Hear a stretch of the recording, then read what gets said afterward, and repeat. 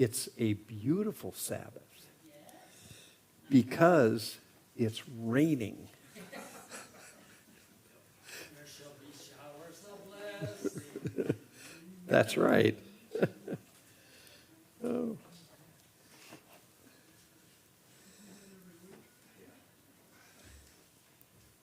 Yeah, it's interesting. Some places you pray for no rain, and other places you pray for rain. And I would rather live in a place where you pray for rain.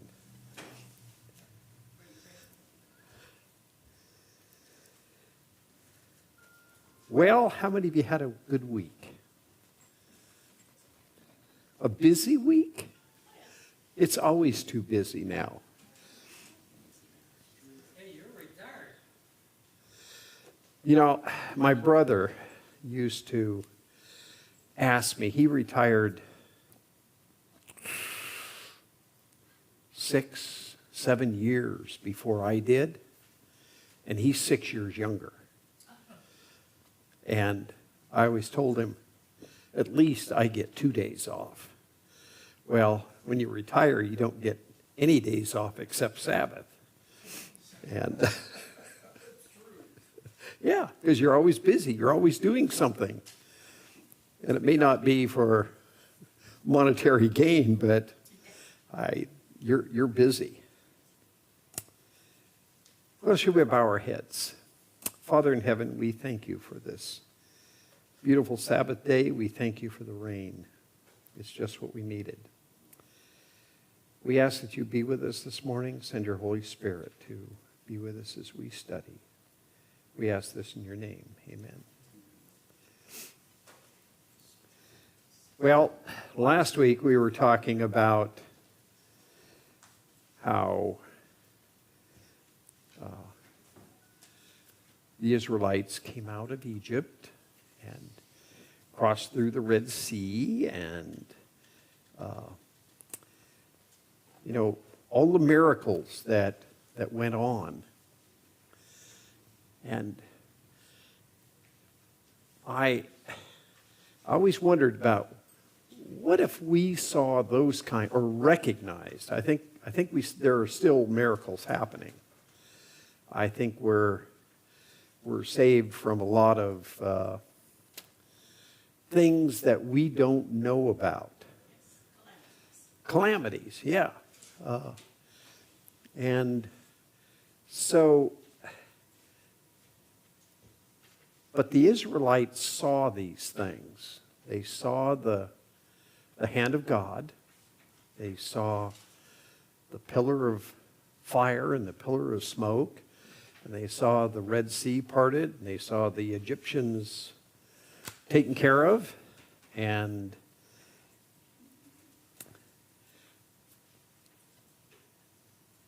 they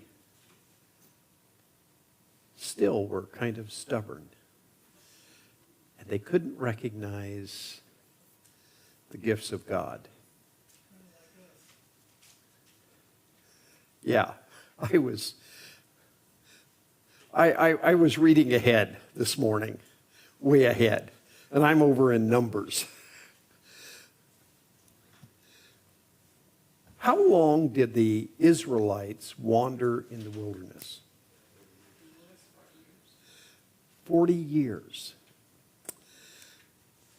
Up until this moment, this morning, and this week, I thought it was 80 years. And I have been searching, and I don't know, I grew up with that. So, the Israelites wandered for 40 years. They got to the edge of the land of Canaan, the promised land. And I'm going ahead, so just bear with me. So, the Caleb and Joshua and the 10 other spies went in, and they looked, and they came back, and their report was, oh, we can't handle these people. They're too big. There's giants in the land. and God sent them back out in the wilderness again. I thought that was for 40 years. I cannot find that because, go back into Exodus, it says they only wandered in the wilderness for 40 years. But the only reference was everybody 20 and older, or older than 20, were not going to go in and see the promised land. They were sent back, but it doesn't say how long.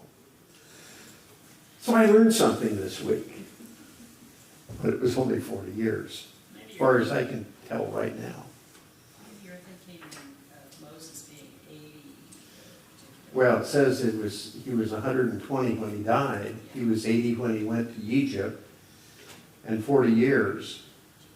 So all that only adds up to 40 years. So we don't know how long. We don't know how long they were put back in the wilderness, but it says everybody that was older than 20 would not go into the promised land. So they only lived in these. Study, going back through all of these lessons about Israel, from the time they left Egypt until that 40 years started, was a very short time. Oh, yeah. Yeah. It was just a few weeks. Yeah. And there was miracle after miracle after miracle. Yeah. I mean, well, like one every week. Oh, yeah. Well, well, the first ones we get into were 3 days apart, I think it was. Yeah. So there was God's miraculous intervention. But the other thing that came out of this, we'll get to it later, but it says the dramatic events were designed to lead his people to fully trust him as their wise guide and caregiver, and thus depend upon his leadership. Now, they'd been in Egypt, they'd been through the Red Sea, now they were in the wilderness, and they were starting to complain. Again. They had a steady diet for 40 years. Yeah, and we're going to get to that's one of the miracles. But the first one was, it said that God led Israel into the desert of Shur, where they traveled for 3 days, and they didn't find any water, and they started grumbling. So what happened? What did God tell Moses to do? Strike the rock. And what happened? Well, no, the first one was they found water, but it was what? Bitter. It was bitter and nasty. And God told Moses to do what? Cut down a tree and throw it in the water, and it made it sweet. So, desert water is pretty ugly at times. Bonnie and I have hung around out in the desert of Nevada a lot, and there's a lot of water out there in places.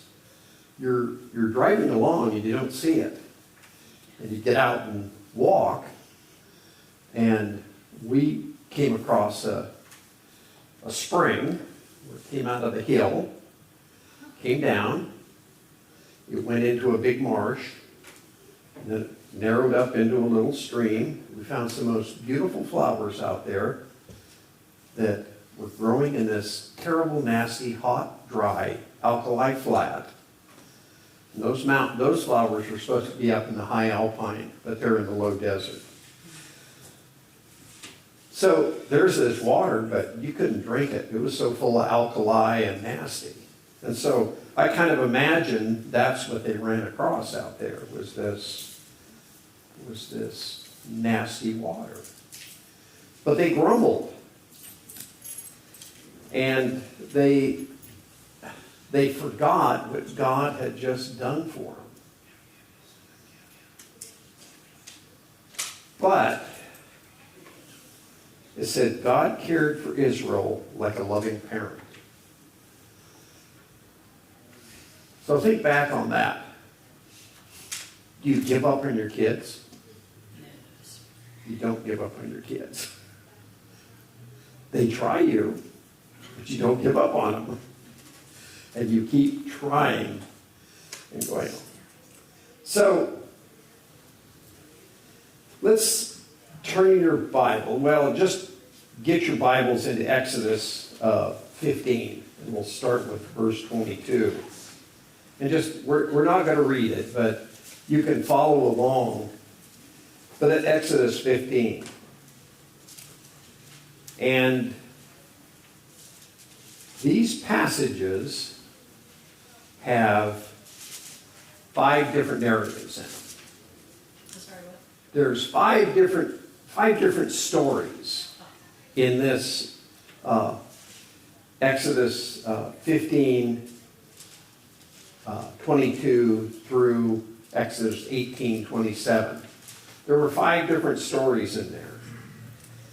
And the first one we just talked about was at Marah, and it concerns bitter water. And the second narrative, water springs from a rock. And that's the one where Moses tapped the rock.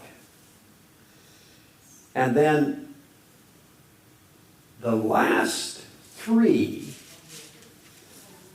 deal with quail and manna and the Sabbath. And I never thought about this. Well, and it says there were 2 others. And the 2 others were God's victory over the Amalekites and then Jethro's visit. Good morning. Good morning. And then there was Jethro's visit. So, for the first time in the book of Exodus, and this is in Exodus 15:24, the term loon, or lun, L-U-N, which is to murmur and grumble and complain, is expressed. Now, I thought they'd done that back at the Red Sea. I thought they'd done it back in Egypt. So the first time in the book of Exodus, it's that they had grumbled about the water, the bitter water. Now, this is a common theme for 40 years that the Israelites. Now, think about that and think about how it applies to us today. Think about, and we'll come back to this at the end. So, in Exodus 15:24, it says the people grumbled against Moses. Now, Everything was always his fault. yeah. Like I said, I always get ahead. And so I was reading in Numbers this morning, and it's back over there. They were going to stone Moses and Aaron and Caleb and Joshua.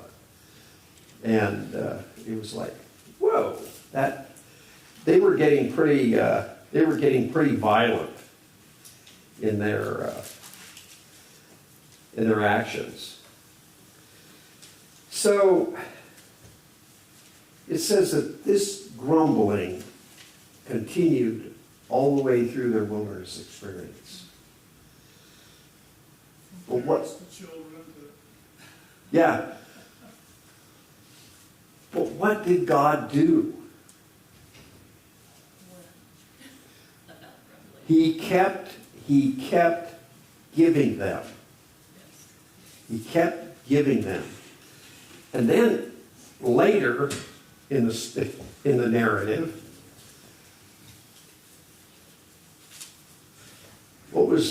God was getting a little fed up with it. And who was pleading for the people? Moses was going, Lord, just give them another chance. And I think about that, and I think about the children of Israel and how stubborn they were.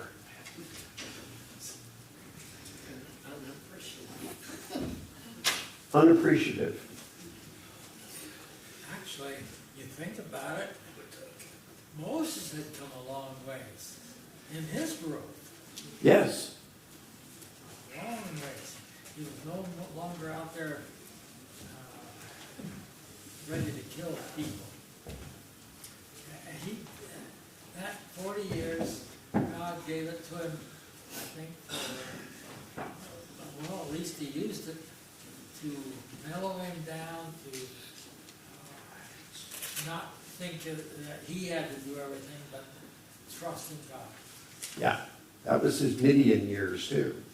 Hmm? His Midian years Yeah. were doing that too. So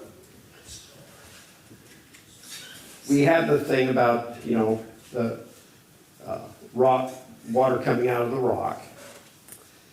And they take care of the bitter water. And what was another thing? What was one of God's other promises during this little episode here? Right after they crossed the Red Sea, God made them a promise. You will never see these people again forever.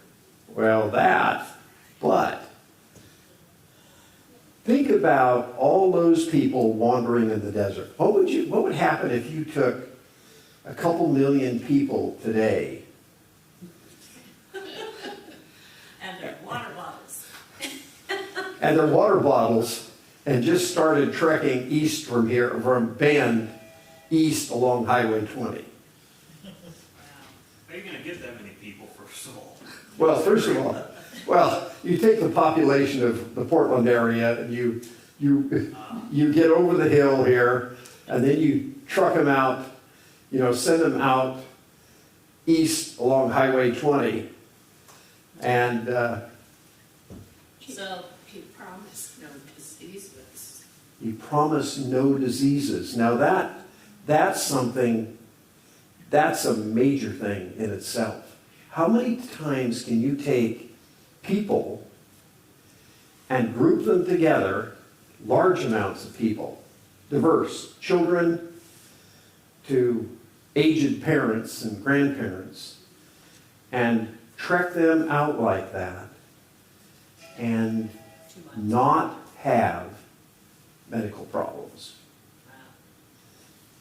So have you been thinking about the 9.0 that they're predicting? The shoreline falls off and all these people. Oh, Cascadia? East. Now they're gonna go with it. Well, think about this, and this is a perfect example. Are we to trust in God? Yes. Are we to put aside stockpiles of food so we can go through this time? No, it'll rot. We're supposed to trust God will take care of us. Yes. And so, Cascadia comes. Bonnie and I survived the Sylmar earthquake in Southern California. Silmar. Sylmar. Sylmar. Sylmar. That was the 1971 January. Killed a bunch of people. Well, one hospital killed 64. Hospital collapsed. Ooh, what magnitude was that? Huh? What That magnitude? was about an 8. And later we lived right 100 yards from where the plates shifted. You could actually see it in the hill up in the San Gabriel Mountains. Our fire station was right next to that. So we could look out our window. Well, it was a little farther, about twice as far as the community service center. But there was this shift, and they were always bringing geology students up there to look at it. And, but yeah, so we don't have to worry about those things. But think about all those people going through into the desert, and there wasn't that sickness, because God had promised that he was not going to put that upon them. How do you communicate with a couple million people when there was God, Yeah, God dealing directly with Moses and giving him instruction and him passing it along? And, you know, it just baffles me that no wonder some of the people murmured, because by the time it got from here to here to here to here. Well, there was something. God, when Moses and Aaron took the Israelites out, remember about Moses. What was his background in Egypt? Pharaoh trained. He was Pharaoh trained. He was organizationally trained to be an organizer. Remember, they grouped the people into groups. So that's one way that they got it down. Now, a later part of our story this morning is going to be down to how Jethro advised Moses. So, Bonnie and I, we took Pathfinders to the 1985 camporee at Camp Hale in Colorado. Now this is up high elevation, in a big high elevation meadow. And we had 25,000 people there. Well, I think about the the Israelites and organizing, and the organization that took place there. You know, medical and everything. The state of Colorado was really, really particular. Every one of us had to have a background check, not with the church, but with the state of Colorado. So we get there. Theoretically, we were supposed to have a certain number, because of a population that large going into this, camping out. We should have experienced so many deaths, so many injuries, so many cases of sickness. We didn't. So, you think about God's care for us. But God was doing this to the Israelites, and they were seeing it firsthand. And so, yet the people still grumbled. Okay, what was their next grumble? We're thirsty. Well, no, they were thirsty. We got water for them. We got water for them. We turned the bitter water. We got water out of a rock. They started to complain about what? Food. And what were they comparing it to? Egypt. Back to what they had in Egypt. Now, it says that they were kind of exaggerating, because they said, we had full pots in Egypt. Why are you bringing us out here where we don't have food? So you think about that, it was probably at a period of time they had carried food out of Egypt, and that food was probably running out. And It's interesting, Gordon, because they had their sheep and cattle and everything with them. And those sheep and cattle were not. Unless they were all gone by this point. oh no, they were there. Have you ever worked around cattle ranchers? Yes. You ever been around them? Yeah. Really been around them. My uncle was a cattle rancher. And then my last years of my paying job, I worked with cattle ranchers out in the desert. You're not going to eat those cows because they're worth so much. I had one of the ranchers. He lives down in Jordan Valley, and he was the president of the Oregon Cattlemen's Association, and then the National Cattlemen's Association. It isn't called Cattlemen's Association, but he was the head of that. He just called me out of the blue the other day, and he was telling me how much they're selling yearling calves for. And so I look out in the field and I go, somebody's got a lot of money. $2,200 a piece. What? For a yearling. For a yearling. That's on the hoof. Wow. And so there's a difference between them. They don't like eating their animals.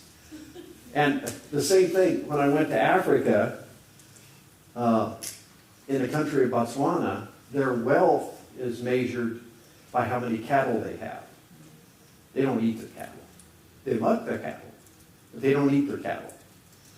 And so even the government officials that work in the capital, they all have a little ranch out here and they raise their cattle. But yeah, they had plenty of food on the hoof, but they were complaining to Moses about taking them into the wilderness and not having any food. And it's like, why in the world? So, what did God give them? First, gave them something first. Quail. It gave them quail. Now, we have quail in our yard, and we saw quail this morning on the way to church, and there's a bunch of them just about this tall. And, you know, the parents are about this tall, and I couldn't imagine. I think the breasts on a quail are probably about the size of my fingers.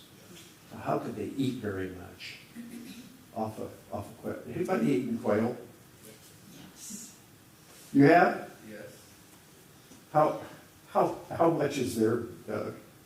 Pretty much the breast, and the rest of it you're chewing bone. Yeah. Yeah, that's There's a small. few ounces, but Yeah. not big. Not much. So they got quail. In the morning, what did they wake up to?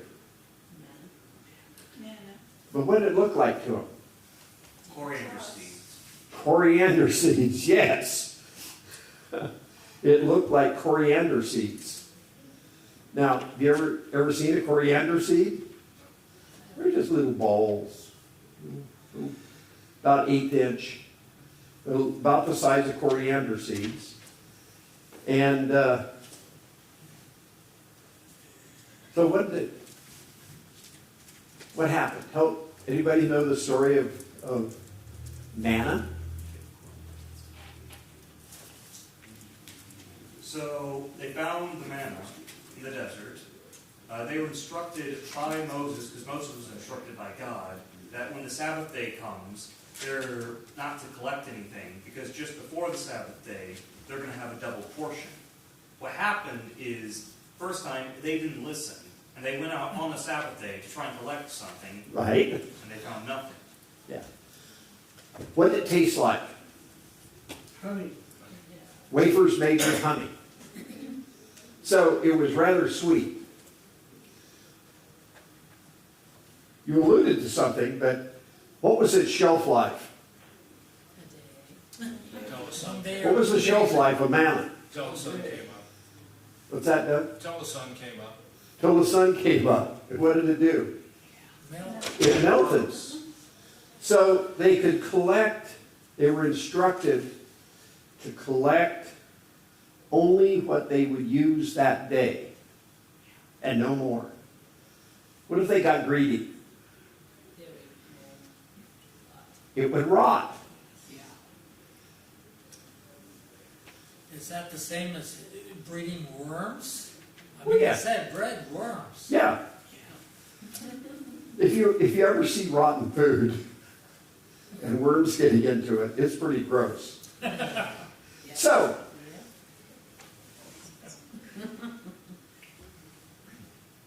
some people did go out and they tried to collect on the Sabbath day, on Saturday. And did they find anything? No. So I guess they went hungry that day. No. What did they find what came down on Friday? A double portion. Yeah, but if they go out on Sabbath, if they didn't get what they need on Friday, they are going to. Well, yeah, you got a point there, yeah. They So- didn't portion it out. Yeah, they were supposed to collect on Friday, and there was more, that double portion to carry him over for the Sabbath day. So,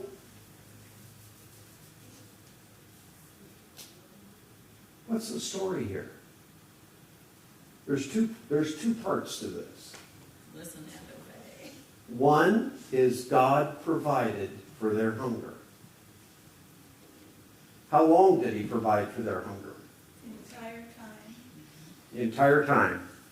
And it says the entire time, for 40 years, and this comes back to that 40-year thing, because I was trying to find my 40-year, because I had in my mind it was 80 years, but it was 40 years. And when did it stop? When they entered Canaan. What's that? When they entered The Canaan. day before they entered Canaan. The day before, what? Say that again? The day before they entered Canaan. When they got to the borders of the promised land, they quit, and then they crossed over. So, I think, but, so we're saying this is manna. It has the vitamins, the minerals, it has everything, and doesn't it say that actually they didn't get sick? This is. that was back to the promise God made that they would not get sick. So it has the greens, the. It has the nutrition. Okay. What's the other story here? Well, he kept it fresh for the 2 days so that it Yeah. didn't spoil for the Sabbath. Emphasis on the service. This is the first time, in this period of time, was the first time that the Sabbath was mentioned in the Bible. Huh? Yeah, I had to go double take this one. What about Genesis? Genesis does not, but it wasn't, it talks about creation. It mentions the Sabbath, but it doesn't call it the Sabbath. No, and the thing it doesn't talk about, it talks about the day of rest, and God rested. But this was laying out, and I think Sabbaths were kept. You know, you go back to Abraham, and you go back to Melchizedek, and you go back to Adam and Eve. I believe, based on Genesis, that the Sabbath was kept.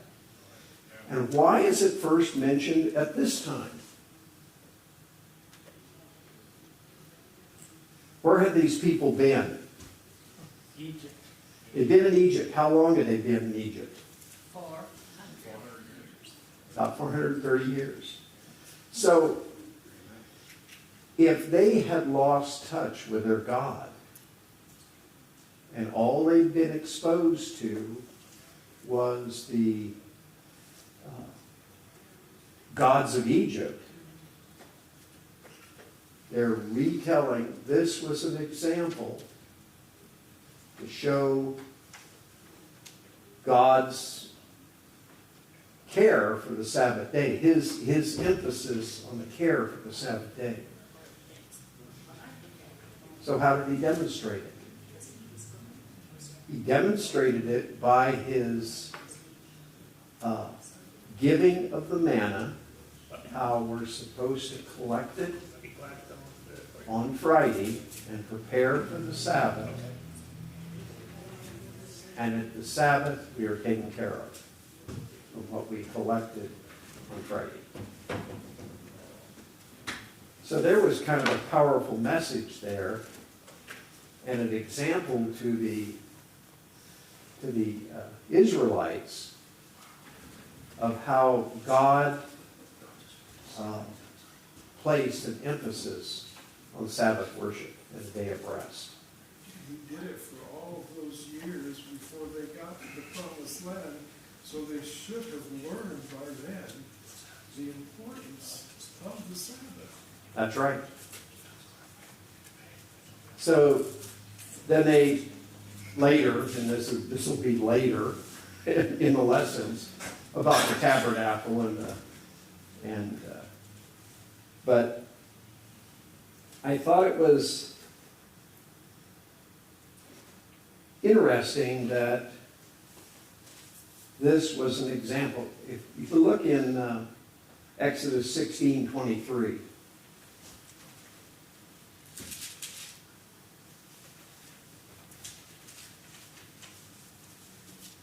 And he said unto them, this is that which the Lord hath said. Tomorrow is the rest of the holy Sabbath unto the Lord. Bake that which ye take today, and seeth that ye will seethe, and that which remaineth lay up for you to be kept until morning.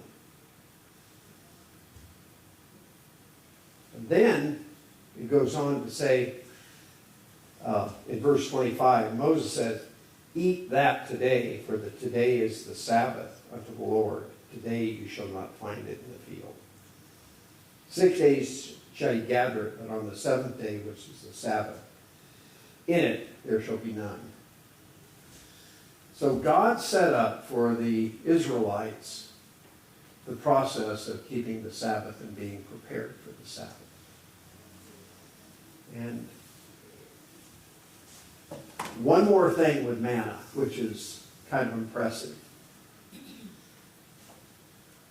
What was the other thing where it didn't spoil? What was Moses instructed to do? Put an omer in the ark, An omer. And it said, how much is that? about a quart. About a quart. About a quart of manna. And to take and put it, and then it said put it next to the testimony, which eventually it ended up inside the ark when they made the ark. But did it ever go bad? No. Not for the Sabbath. No. What's it say over in Revelation? Yeah, we get to try it out when we get to heaven. We get to try it out when we get to heaven. So, remember I always talk about the end of the story. Revelation's the end of the story. So there's always these things that tie back to the, yeah, It said it was sweet like honey. yeah. Honey will never spoil. Honey, go ahead. What was that? I didn't. Honey doesn't rot. No, honey does not rot. Yeah, it never spoils. It's a natural, the Romans used to carry it, and the Roman armies, and they'd spread it on wounds because it would keep them from getting infected. It was like, oh man. I think I need to do that to my leg. I'm bandaged up from the knee down to the toes right now. I've been that way for about 4 weeks, and it was like, maybe I ought to go do that.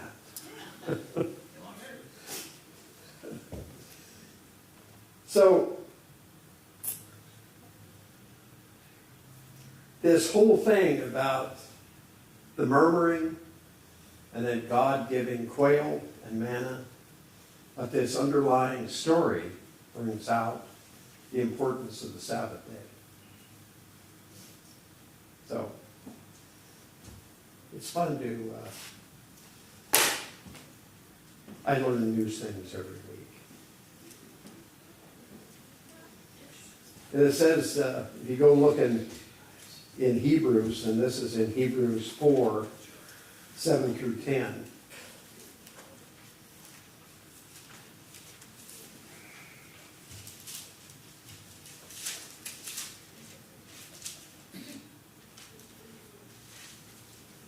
Where it talks about remains, day of rest. Well, and again, and this talks about this is connecting the Sabbath day again. It says again, he limiteth a certain day, saying in David, today after so long a time, as it is said, today if ye will hear his voice and harden not your hearts, for if Jesus had given them rest, then would he not afterward have spoken of another day? There remaineth therefore a rest to the people of God. For he that entered into his rest, he also hath ceased from his own works, as God did from his. Let us labor therefore to enter into the rest, lest any man fall after the same example of unbelief. It was talking about Jesus and the day of rest. So, what else happened in this period of time that who showed up? Who showed up in the encampment out in the wilderness? His father-in-law, Jethro. And this kind of goes back to what Bob was talking about. Moses had organized the people. What was the advice that Jethro had? Well, what was the situation that Jethro had seen that caused him to give Moses some advice? He had seen the people coming to Moses, and they were there all day long, coming to Moses with their problems, and he would one-on-one give them advice, answer whatever. But it took all day and every day, and they were just there, and it was too much. He was overwhelmed, and Jethro was. He was totally over, and Moses wasn't about to give this up. Not because I believe he felt it was his duty, to answer the people when they had problems. So he was doing everything from what we call very minute things to very complex things. He stole my donkey. So he was they called it judging. So he was judging that. And so Jethro was sitting there watching all of this. And he took Moses aside, and what did he tell him? You got to share. You got to put some of the responsibility for especially the smaller things, share it with somebody else. Yeah. With the elders, with the wise people, the people had good judgment and so forth. So how far did he break it down? Tens. Thousands, hundreds, 50s, tens. Yeah, clear down to 10. Now I think about that, and I recognize something in that. When, in my previous life, far ago, long time ago, well, it's been 25 years, a fire organization, managing a fire organization, is based on this same concept. And I go, I recognize this. It was something that we taught people how to do. and how to break up the responsibility of this. And so in the fire organization, you say that a person can, in an emergency, can manage 3 to 5 resources. So, manage 3 dozers, or 5 engines, or 3 hand crews. And so the organization is all built on that, just like this. And so, to answer the questions of where should we put the line, on this side of the tree or on that side of the tree, there's somebody there to tell them. But when it goes up higher, it's like, we're going to go up this ridge, and we're going to put it over here, and that's something that's way up high, and goes all the way up, and then it's like, are we going to put it on this ridge, or over on that ridge, or are we going to back off to that highway? That goes way back up. And so I thought, we take a lot of things from the Bible, Yes. and those principles are in here. So Jethro gave this advice to Moses. Now, Moses had been listening to God, but here was his father-in-law. He could have just brushed him off, but did he? Probably Moses was getting a little tired at this point. It made a lot of sense to him. Yeah. Yeah. Okay. Well, he was getting tired. The other part of this story, another one of the miracles in here, was the Amalekites. So, who were the Amalekites? The sons of giants. Well, they're evil people, but what it says is they knew God. And they hated him. And they hated God. That doesn't make sense. So, they knew God, they hated God, and they had seen everything that had gone on coming out of Egypt, all those things, and they says, we can do it. We can get rid of those people. We can eliminate them.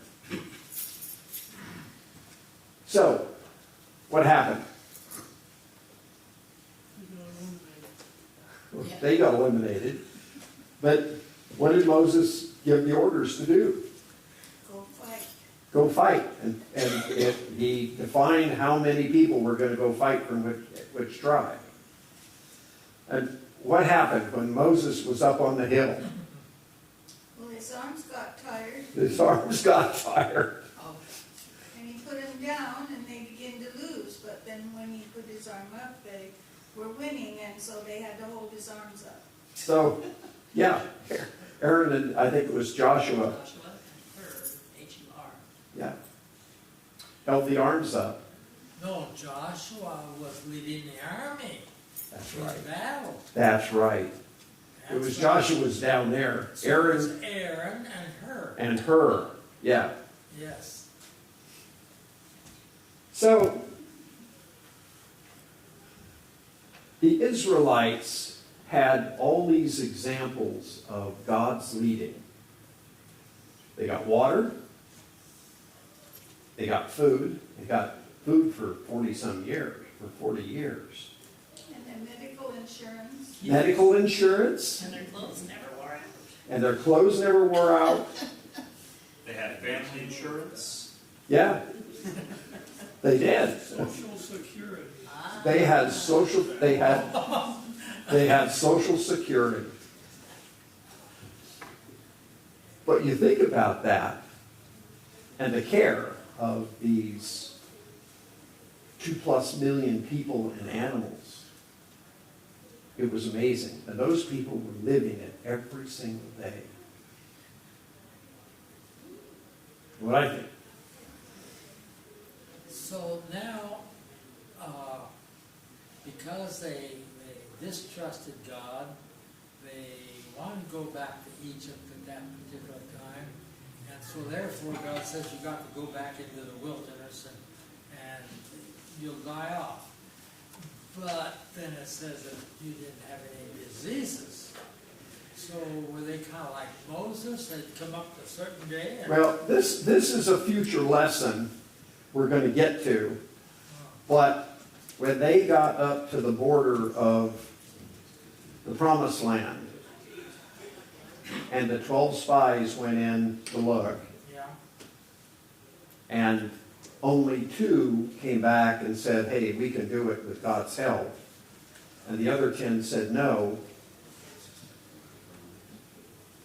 And they were sent back out. There's another story in there that some 14,000 of them died. We'll get to this in future lessons. okay. So, the More good things to come. there are more good things to come, but God took care of a bunch of those. Korah and the people that wanted to overthrow Moses, that's part of that story, which will come later. And but God did deal directly with them. So, the main parts of this lesson were to show how God cares for us, and also shows how important the Sabbath day was. And so, I think that those are the things to remember, that God placed a special emphasis. He'll take care of us. He'll take care of our needs in a Cascadia earthquake. But it's us to